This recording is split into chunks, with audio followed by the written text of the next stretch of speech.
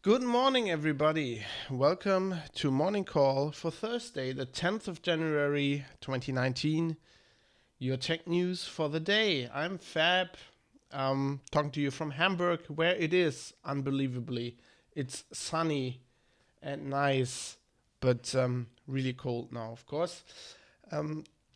Let's get right into what we have for tech news today. First story. The richest man in the world, Jeff Bezos, CEO of Amazon, is apparently getting a divorce. And, well, it sounds like it's all, everybody's happy. It's a bit weird after 25 years of marriage. Kind of hard to understand. I don't know how that kind of works. There's already rumors that he is together with somebody else. And it's gonna be it. That's gonna be an expensive divorce, I'm guessing. He is, as I said, currently the richest man in the world, billionaire. Yeah, that'll be interesting. By the way, Amazon shares dropped, but then rebounded. I don't know why that. Why would you sell shares because of that? I mean, she doesn't own half of the company now, I'm guessing. Anyway, yeah, so that's that. In other news, drone news, drones are flying again in the UK, this time Heathrow Airport. Heathrow Airport under attack by drones, or there were drones flying now. The military and the police are investigating. I'm guessing those drone defenses they bought aren't online yet. Better get the death ray lasers working there over in Heathrow. They had to shut down traffic for over an hour, which, I mean, in Heathrow, that's if you're not aware of this, Heathrow is a massively congested airport. It's probably the busiest in the world, especially for its size. It's not that big, and there's whenever anything happens I used to fly out of Heathrow back to Germany when I was commuting, when I was living in London and flying back to my girlfriend in Bonn. I was flying back every 2 weeks basically, and it's if anything happens, the smallest thing happens, it wrecks the schedule and everything backs up, and then flights have to cancel because basically Heathrow is so congested that when you take off in Bonn, for example, and you're flying towards Heathrow, you take off at a time that's predetermined by Heathrow air traffic control, so that they can get you into the pattern, which is massively worked out. And it's whoa. And whenever anything happens, fog, a little bit of snow, too much rain, drones, chaos. Khalifa says different camera angles today. I've had camera angles since the show started, which is for a week. Yes, I can switch the camera. Isn't that fancy? If you're listening to this as a podcast, this means nothing. I'm showing this. This is on YouTube as well, and I'm live streaming it while I'm recording it on Twitch, in case you weren't aware. And I have camera angles. It's really involved production. I know it isn't it, but I have two cameras. In more hardcore tech news. We have, unbelievably, a new release of Bash. Bash 5.0. I guess to go together with Linux 5.0. I don't know. Bash 5.0 is coming out. This is the... when was... I think 10 years, almost 10 years since the last major release. Lots of bug fixes. There's 3 new things as far as I can tell. It's new environment variables, epoch seconds, epoch real time, and bash _arc v0. There's something to do with the $0 variable that I don't understand. Epoch seconds and epoch real time is basically the time that has different ways of giving out the time that has elapsed since the epoch, Unix epoch, which is how you measure time on Unix. It's weird. Yes, a cool outfit. I'm wearing as I don't have my I'm getting a uniform made, Star Trek Ops uniform. This is all I have at the moment. It's just a hoodie, but I've got the communicator. Made from the this is one made from the original TNG cast anyway. Yes, Bash, new Bash version. There's new ways to use select. If you're into this, you've probably looked at the copious release notes already, with many paragraphs and subheadings and shit. How long is this? Okay, so the changelog file is 9,654 lines. If you're interested, read up on that. In Germany, the Bundesnetzagentur, the Bundesnetzagentur, which is our government body that looks after frequencies, has announced that in 2018 they had to outlaw over 10 million different products, and had to ban them from being sold in Germany. Mostly this is products that do not have a CE certification and therefore can't be sold in the European Union, mostly out of China or other Asian markets. Lots of wireless headphones, stuff like that. Mostly it's, of course, because they're looking after the frequencies. These are things that use frequencies that they shouldn't, or have too much power, interfering with, for example, the police and rescue services radios, this baby phones, stuff like that. But also, interestingly enough, connected toys and smart watches and stuff, because a lot of these, I was actually writing a story about this last year, about smartwatch that I was actually investigating myself at the start of the year. Basically, it's also illegal in Germany to have gadgets that basically spy on the user, that transmit anything where the user doesn't know that. And that's also part of the remit of the Bundesnetzagentur to find these things, and they're also banning sales of those, and that's just like taking over. But they're saying in general, they're saying it's a worrying trend that there's just lots of stuff being sold in the EU and in Germany that doesn't conform to legal standards here, to the technical specifications, and that people will just buy those because they're cheaper. Yeah. Oh, Halifa saying she wasn't awake the other morning. I can understand that. Coffee is the only way. By the way, don't tell my superiors on the starship that I'm using a Romulan Empire mug. It's just the biggest mug. They're bigger than the Federation mugs. That's why I keep using them. Got them off of Ferengi for cheap.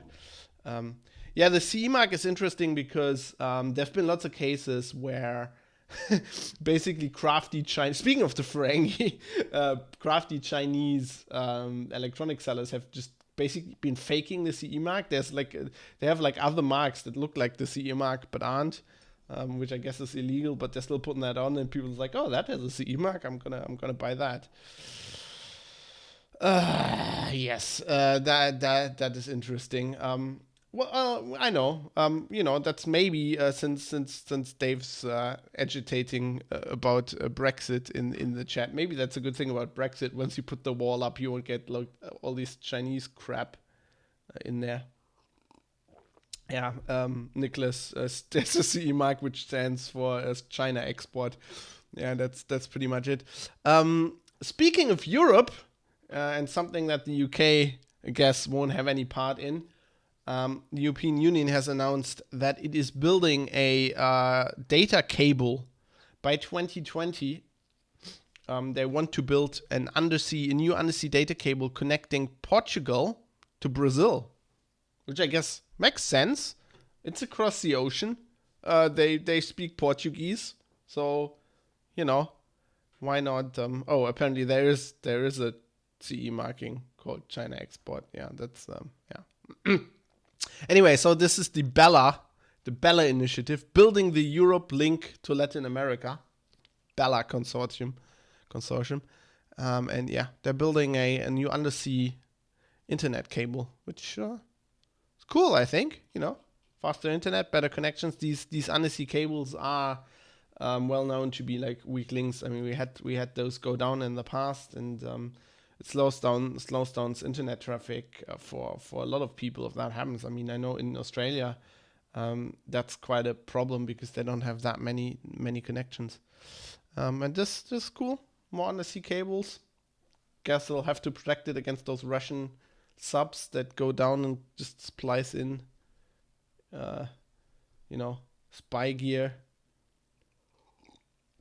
Yeah, so I thought that was interesting. Speaking of CES is still on. I think today is the last day, or it might even be over. But I found Golem, German tech news site Golem.de, had a very nice. I was talking about those crappy gadgets that nobody needs. They won't hit the market. They had a nice roundup of just gaming stuff nobody needs, like the Acer convertible gaming laptop. It's a big heavy gaming laptop, but it has a it has like, it's a convertible. You can turn the screen around. There's like a touch tablet thing on the back of the monitor, and just like, as Golem points out correctly, who the hell, why would you want that? Like a gaming laptop, like you don't need a tablet at the back. You're not turning that around anyway. You're not carrying that around as a tablet. Those things weigh like, I don't know, 6 kilos or something. Yeah, that's silly. Then on the other way round, Asus, now it's Asus, built a, like, it's like a, I don't know, it's like a gaming notebook, but it's just like a stand, and then you just, it doesn't have, it's like a notebook, but it doesn't have a keyboard and a touchpad, which you guess is a great idea, because those are always crap on gaming notebooks anyway. So you just have the screen, you attach like a proper mouse and a proper gaming keyboard. I guess they work Bluetooth as well. Yeah, what's the battery life like? Yeah, pretty much 50 minutes. Yeah, 15 minutes. That's a good guess. Maybe 20 if you turn down the details. Yeah. But this is but it's dumb anyway, this Asus thing, because it's a 17-inch screen, and I mean, that's crap. You don't want that. Like, yeah, that was hilarious. And then they also were talking about this, I like expensive screens, like these huge screens. That's like a huge TV screen that's like $5,000, and you're like, yeah, great, but if you spend that much on a monitor, either you have like, either you're Jeff Bezos, and even after your divorce, you don't care about how much money you spend, then I guess you could do that. But in any other case, you'd be wanting 10 years out of an investment like that, and in 10 years time there will be better monitors, there'll be better technology, so you're better off buying something that's cheaper and buying a new monitor. Like, if you're a gamer, if you're a gamer, you want cutting edge stuff. You're not putting that thing in your living room and letting it sit there for years. Yeah, that's pretty much it for today. I do have a last story, um, which isn't funny this time, but it's intriguing. So I thought this was interesting. So Politico put out an exclusive on there is this guy Harold T. Martin the third. I guess they arrested in 2016. I'm sorry, I have to give me a second. My nose. I'm still fighting with the cold here. Um, so Harold T. Martin the third. I think he was arrested last year or something. Um, or even in 2016, well, maybe in 2016 already. He was an NSA contractor, and they arrested him. And then in his house, they found 50 terabytes of just like NSA files, and he had access to all kinds of cyber weapons, spyware tools the NSA had. Now, the funny thing about this story is that he wasn't arrested because of like the amazing spying uh,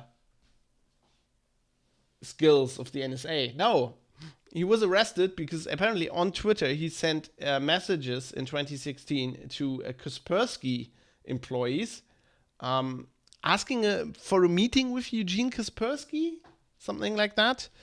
Um, so Kaspersky found this fishy because it was 30 minutes or so before the shadow brokers leaked those NSA files. So they were like, this guy might be connected. He was just like vaguely saying, oh, I need to meet, like shelf life 3 weeks or something. So it needs to happen now.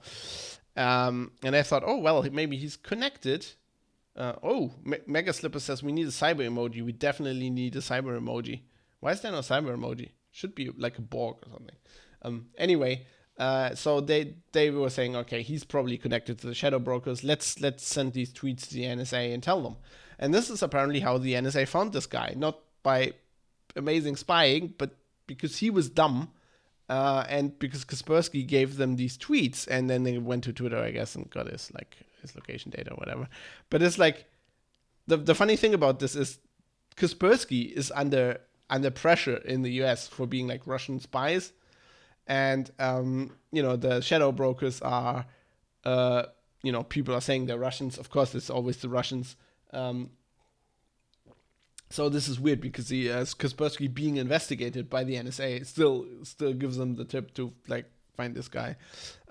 We still don't know. The big mystery surrounding this is we still don't know if he is the guy, if he is the shadow brokers, if he gave the stuff to the shadow brokers, where their shadow brokers got that. It's just like we don't know that, but it's like it's weird that he got these files, and then soon after the shadow brokers released all this inside NSA stuff. So he could have definitely have access to that. I found it interesting. So in this Politico story, they had a quote. Sorry. So they're talking to a guy called Stuart Baker, who was general counsel for the NSA in the 90s and is now in the public sector. And he comments on this like this. He says, it's irony piled on irony that people who worked at Kaspersky, who were already in the sights of the US intelligence community, disclosed to them that they had this problem. It is also discouraging, he noted, that the NSA apparently still hasn't, quote, figured out a good way to find unreliable employees who are mishandling some of their most sensitive stuff. So NSA has the same OPSEC problems as everybody else. People are the weak link. I thought that is interesting. Anyway, I hope you have a good day. That's your tech roundup for today. I'll see you tomorrow on Friday for another show. Maybe we'll have some more hard-hitting news. It's everybody's holding their breath for CES. It feels like it's been like that for the last few years. Everybody's like, all the tech outlets sent all the people to CES, and then I don't know. It seemed to me that there was always, like, in the last 3 years, there's nothing much coming out of that. Like everybody sends people there, but then it's like kind of, oh yeah, okay, new TV, new sorry, very expensive gaming monitors, or whatever, self-driving cars that don't really work and you can't drive anywhere and nobody needs. I don't know. So maybe once CS is over, we'll get some more stuff when people start investigating interesting stuff. Anyway, have a nice day. I hope the weather where you are is as good as here, and I'll see you tomorrow. Goodbye.